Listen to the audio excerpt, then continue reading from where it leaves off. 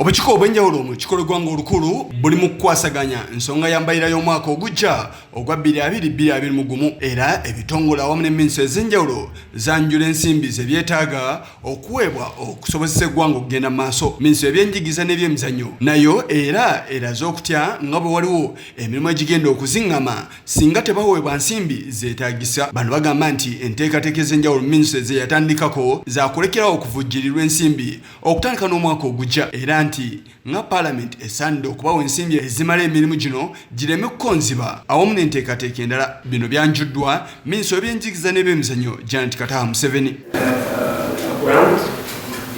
And there was a principle to determine where that grant must go. We had to make sure that, and we found that on our tables when we came into the Ministry of Education at the time, so we implemented it. Mu mwaka gw'ensimbi gwe tufundikira ogwa 2019-2020 minisitule eno yaweewa ensimbi obuwumbi 648 wabula nga wetukidde mu kitundu ky'omwaka guno ng'ensimbi ze baakafunako tezituuka mu kitundu ky'ezo ze baasuubizibwa. Bano baagala obuwumbi 3,497 wabula mu nsengeka baabawa obuwumbi 3,286. Wano omuwandiisi ow'enkalakalira wa minisitule eno alambise engeri gye bagenda ozikozesaamu.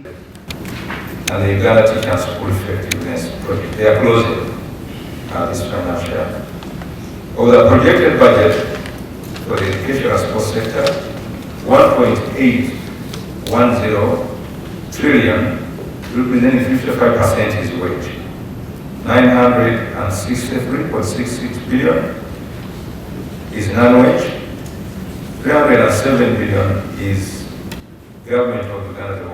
Minisitule y'ebyenjigiriza n'ebyemizannyo Janet Kataha Museveni alaze obukulu bw'okwongezebwa ensimbi omuli okubanga omuwendo gw'abayizi gweyongera buli lukya nga n'olwekyo bateekeddwa okubaliikiriza. Ono era akoonyeko ne ku nsonga ze batunuulidde omwaka gw'ebyensimbi ogujja ogwa 2021. My sector shall continue to lack more than policy guidance on necessary reforms to drive it forward. B. The operationalization of the national teacher policy and the TVET policy shall be restored because there won't be resources to fund the establishment of the National Teacher Council and the TVET Council. Ono abuuziddwa ku nteekateeka y'omukulembeze w'eggwanga gye yasuubiza mu mwaka ogwa 2016 ng'anoonya obululu ey'okuwa abayizi obukampa obukozesebwa mu kaseera ng'abaana ob'obuwala bagenze mu nsonga era nayo n'agyogerako. Government should not have a project that supplies reusable sanitary towels for our children because really that's not the best way to provide sanitary towels, and if government must do this, it must be the best way that it should be done.